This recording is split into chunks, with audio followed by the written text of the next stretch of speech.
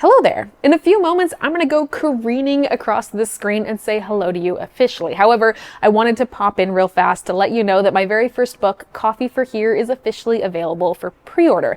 This is a handbook that covers everything I know about making excellent coffee at home, from filter to espresso to signature beverages. This has been a really awesome and hard project that I am so excited to finally have in the world, and pre-orders are a huge part about this book finding its home into bookstores all across the world. So if you would like to learn more, if you would like to pre-order your own copy, it will be linked as the top link in the description. Super excited about it. Without further ado, I'm gonna slide through back there. Hello there. The premise for today's video is simple. I would like to do some adult show and tell. Now, by that, I mean that I have a lot of weird, interesting, and/or novelty coffee brewers that I would like to show you today, and I assume that most of you are adults. If you've been around the channel for a couple of years, you might recognize a few of these, but my guess is that some of them are also going to be new to you. Or if you are just stumbling across this video or are new, welcome. There is a wide range of coffee brewers out there, a lot of weird ways to make coffee, and I have quite a few of them. So without further ado, I have 8 things to show you today. So we're gonna start off with one that is kind of a fun blast from the past. Number 1 is a coffee brewer that was a Kickstarter darling a few years ago. This right here is the Bariseur, and it is an alarm clock that is also a coffee brewer. Now, unfortunately, the company that manufactured these kind of went defunct from as far as I can tell a few years ago. However, I still have one of these models and it still functions. So the conceit of this is pretty simple. The idea is you set up your coffee brewing station the night before, you set your alarm, and then when your alarm goes off, your coffee automatically starts brewing, leaving you with the delicious aromas and smells of freshly brewed coffee in the morning. The Bariseur has a little drawer over here that you can keep grounds and has a ground scoop. It also even has a little refrigerated, like chilled spot right here that you can store cream if you like cream in your coffee. Your water heats and boils on this side before being forced through this tubing and through the shower head over your coffee on this side. Now, this is a visually stunning brewer. This is probably one of my favorite brewers that I have on my shelves.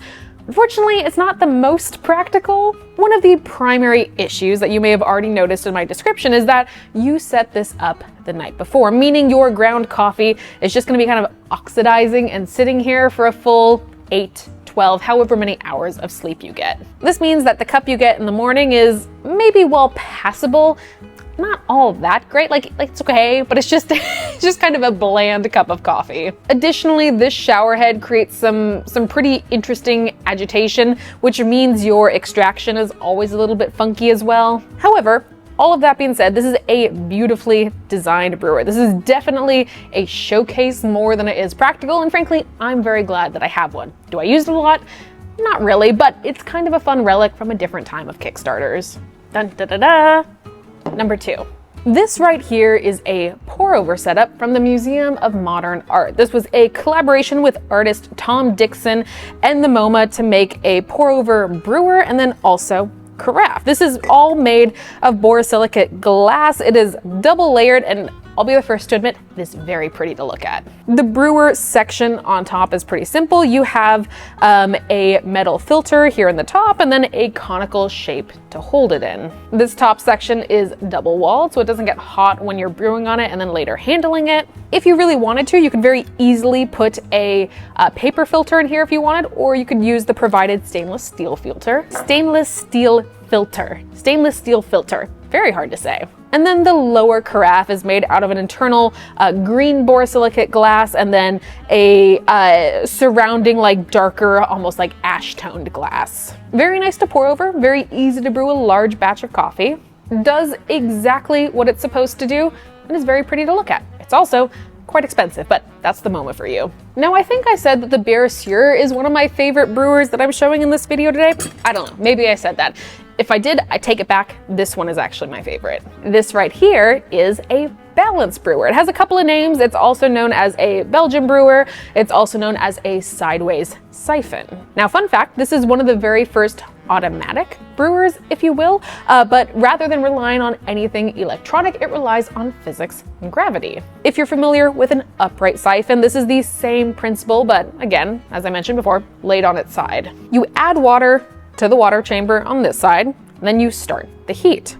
On the other side, in the glass container, you add your coffee, then you also have your filter over on this side. What happens is that once this water reaches a boil, it is forced through the piping over to the coffee side. The coffee is then allowed to brew, and while that happens, once the weight of water depletes from this other side, the brewer will slowly shift back into an upright position.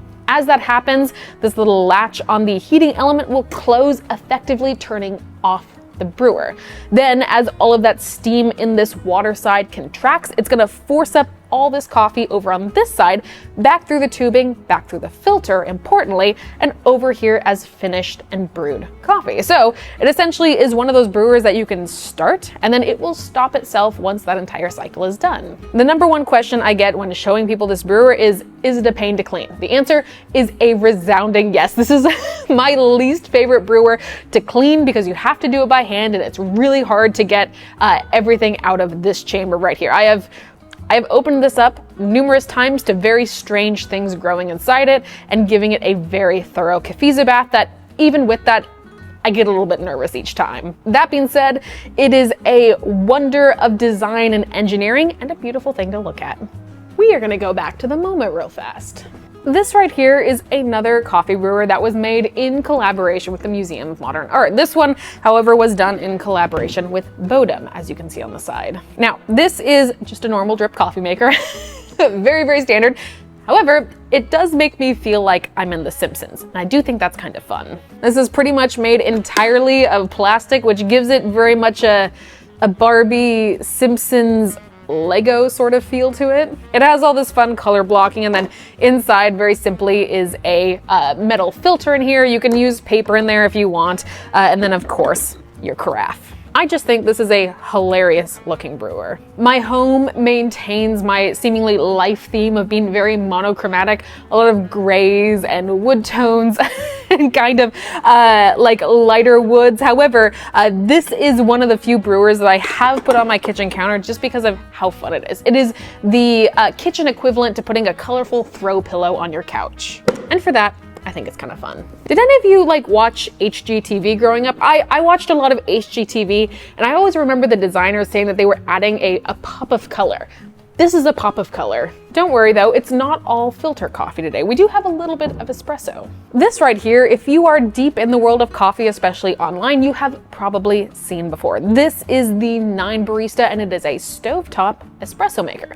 A lot of people mistake it as being a mocha pot, but it is infinitely more intricate than that. Also, it brews coffee under the pressure to make true espresso, whereas a mocha pot brews under pressure of about 1.5 to 2 bars, which does make a more concentrated cup of coffee, but it's not true espresso under more standard definitions. This, however, does brew espresso. This entire brewer is made using very intricate and intentional design to build in coils and pressure control systems and temperature control systems that allow you to brew espresso on a stovetop. It is engineered in a way that is far past my mental capacity. However, it does make a really delicious cup of coffee. This is something that is gonna last you forever. It's a very expensive brewer, I will say, but it is made to last your entire lifetime. As someone who does have an espresso machine, this isn't something that I use every day at home. However, whenever traveling or camping or just having access to a stove, this is an incredible addition. A little bit bougie, but makes some awesome coffee. Back we go to the world of filter coffee. This is just a brewer that I like to talk about anytime I get the chance to. You have probably seen this before if you are familiar with me. This is a Vandola.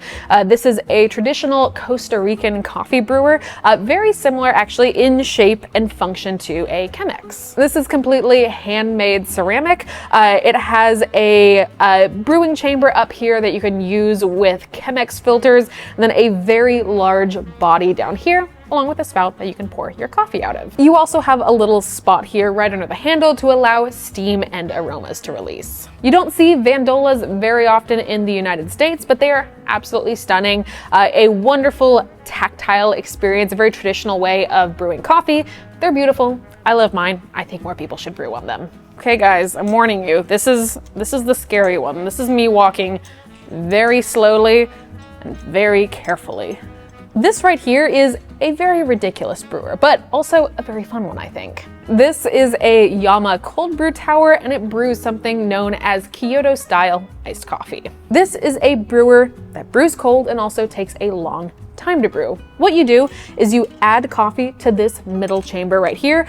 There is a small ceramic filter right here so that grounds don't then get into the final brew. Then on the top chamber here, you add both ice and water.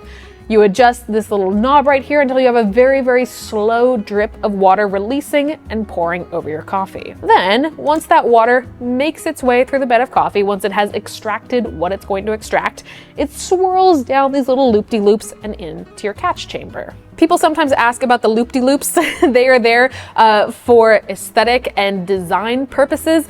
These don't really serve a big function in the actual brewing. I'll just get that out of the way. However, what this brewer does make is a very smooth, round, very deep cup of iced coffee. I consider this somewhat similar to cold brew. They make similar styles of coffee, so if you like cold brew, you would probably like what this brews. Regardless, it's an absolutely beautiful brewing style. It is a beast of a brewer, and something that someone as clumsy as me probably shouldn't own, but I do, and I love it.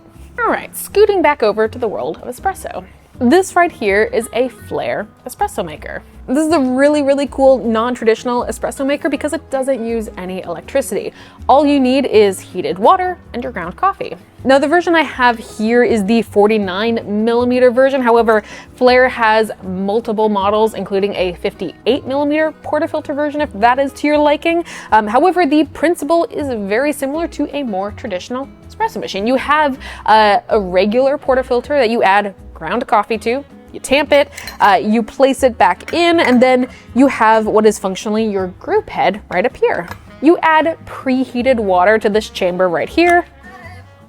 You lift up the lever, and then you are in control of the pressure your espresso is extracted under. Most of the Flairs come with this pressure gauge right here, so you can actually keep track of what you're doing. You can pull traditional 9-bar shots if you want, or because you are the one pressing down and also keeping track of your gauge, you can control if you want to use a different pressure profile. These are very cool machines. I think they are awesome if you are someone who maybe has limited counter space. Flair has a couple compact versions of them, or if you're someone who likes to travel or camp and wants to take espresso with you. They're cool, they work great, and they'll last for a really, really long time. We're at the last brewer, and I'm a little sad that show and tell is almost over. Our very last coffee brewer that I will be showing you today as a fun novelty coffee brewer is this. This is a ceramic coffee filter. And I'll be honest, this is a sensory nightmare for me. Similar to an origami brewer, this style of brewer requires a little stand that you can place on your cup and then the ceramic coffee filter. With it being ceramic and being porous, you don't need any additional paper or anything else to brew coffee with. You would simply add your coffee to the top chamber and brew as usual. Now in theory, this idea is really, really cool. There's a lot of people who really like this brewer. This is not the brewer for me. I'll admit I have had a lot of issues with getting this brewer fully clean. I've always had issues getting my brews to extract and flow the way I'm looking for. And I'll also just admit, as I mentioned earlier, it is very hard for me to stomach touching this. That is personally a me issue. That is just a tactile sensory preference in the same vein of me not liking to touch really clean microfibers with dry hands. If you know, you know. It's awful, it's the worst. However, that being said, this is a really, really cool reusable option, and if you like using it, more power to you. And that concludes our adult coffee show and tell. Those are some of what I think are the more interesting brewers that I own, and hopefully some of those were new to you. There are quite a few ways to brew coffee, and most of them are pretty dang fun. Regardless, my name is Morgan. You can find me here on YouTube once a week plus shorts, or on TikTok and Instagram almost every single day. If you want to check out my upcoming book, Coffee for Here, you can pre-order and learn more about that at the top link in the description. Regardless, I'm gonna head out, and I'll see you all next time. Goodbye, everyone.